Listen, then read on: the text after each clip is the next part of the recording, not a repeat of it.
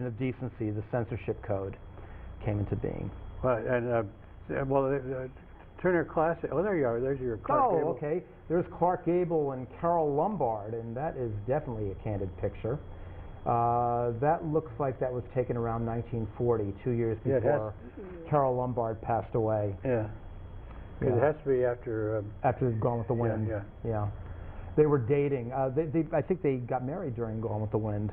I think the Catholic Church told them they should marry. People living together back then. Well, let's get off that subject. Yes.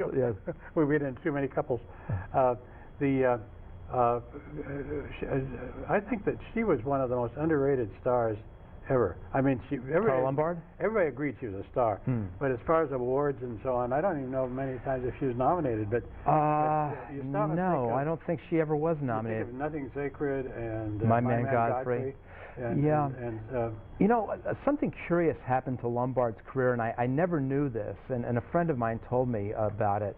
Around 1939, Carole Lombard wanted to steer away from comedy and do more dramatic pictures, and she made movies like In Name Only with Cary Grant, and she did with James Stewart.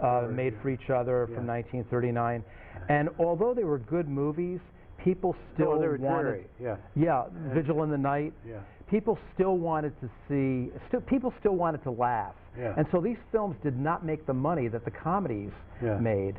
So Carole Lombard went to her neighbor Alfred Hitchcock and had him direct her next picture. This was in '41. It was called Mr. and Mrs. Smith, which was a mediocre film. I mean, Hitchcock was obviously the wrong choice. His only movie that was out of his mystery genre. It was the only screwball comedy Hitchcock ever made. I mean, that's like having Hitchcock doing a Western or a musical, you know, that's just... Well, he did do that one musical, but that was pretty good, the one about Vienna.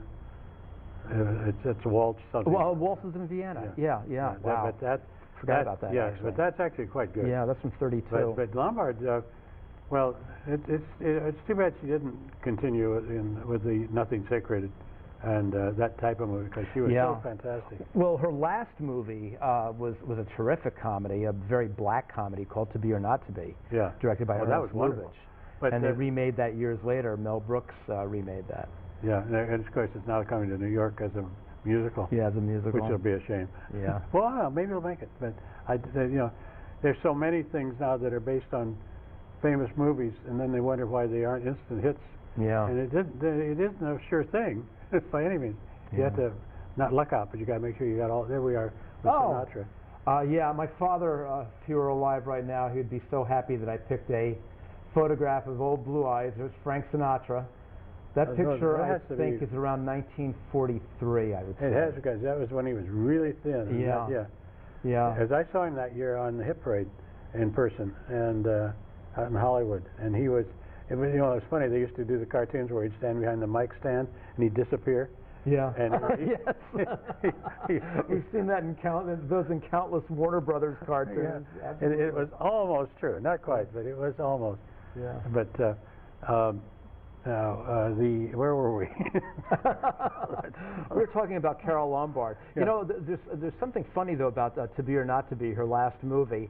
I never knew this, but I was reading that Miriam Hopkins was actually the first choice to play the Lombard role. Oh. And when Hopkins read the script, she said, actually, my part is not that important. The part of Joseph Tura, my husband, is more important.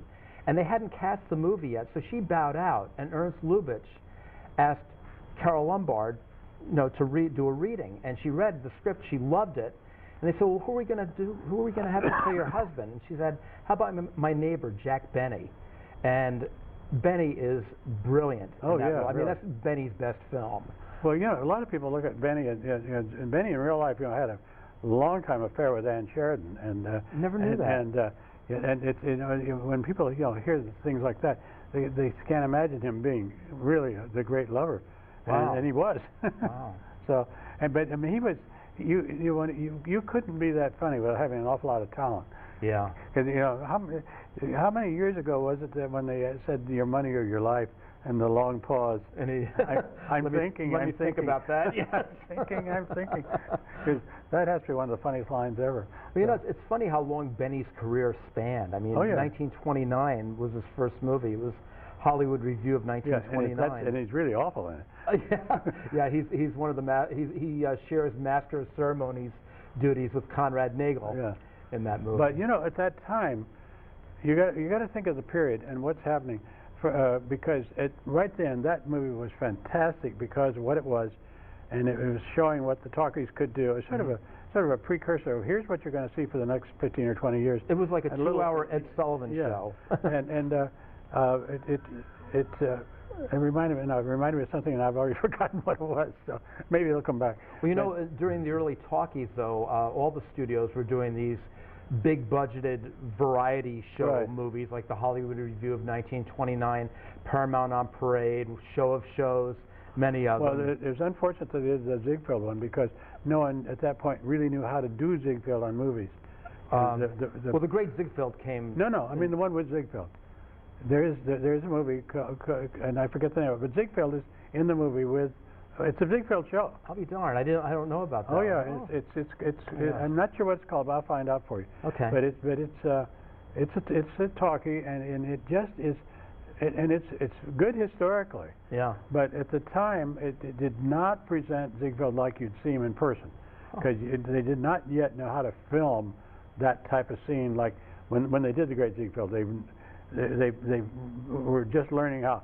You watch the years after with that set that's in the Great Ziegfeld with the round curtain, the spiral and they use it over and over and over again, and you see how much they learn as they go along. Because in the Lucille Ball movies later, the second Great Ziegfeld, or the Ziegfeld Follies. Ziegfeld Follies. They use it again, and they use it in. And they use Technicolor too. And they use it, and they use it in a lot of other movies.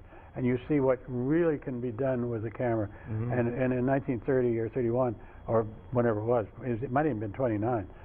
They really did not know yet what they had. No, I mean the camera was just placed there, and there was no camera movement at all. Right.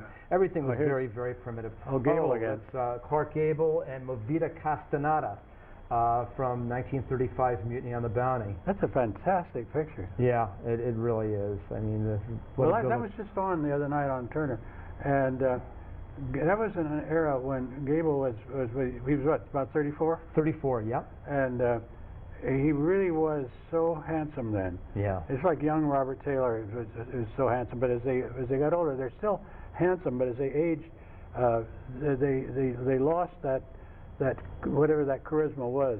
Yeah. Now, like Cary Grant kept it forever. Yeah. Oh, I saw Cary Grant the year he died, and I'll tell you, he was still. Oh no. You know, terrific looking. I mean, and charming. I couldn't believe. Yeah. There's a walking case of a person who is two persons. Yeah. Because Cary Grant was. He would speak of Cary Grant as another person all the time. Oh yeah. That was the strangest thing. Yeah. Yeah. He said nobody could be like that. Oh, right. Well, when they mentioned that, who was it wanted to get Cary Grant to play him in a biography, and he said, "Well, I'd like to get Cary Grant to play me in a biography." Yeah, definitely. So, but anyhow, the that reminds me. There's one of my favorite films of all time, Of Mice and Men from 1939. That was one of the nominees for Best Picture of that year, but of course. Gone with the Wind one. Oh yeah. Well, that's Burgess Meredith on the left, by the way, and on the right is Lon Chaney Jr. And that was probably Chaney's best dramatic role. Well, only. A year later, he was by the Wolfman killed him. Yes, at Universal, he was doing all those horror films at Universal, like The Wolfman, which is terrific. Well, the fact that his father was the big deal. Oh yeah. Spook, and it just automatically precast him. Yes, absolutely. And so I'm trying to think of somebody else. There are other people in movies that they got stuck, and they stayed, which was not necessarily bad financially, but as far as popularity and everything, it would wane a lot quicker than it should. You know, there were times though that Chaney was given a chance to do things other than horror roles.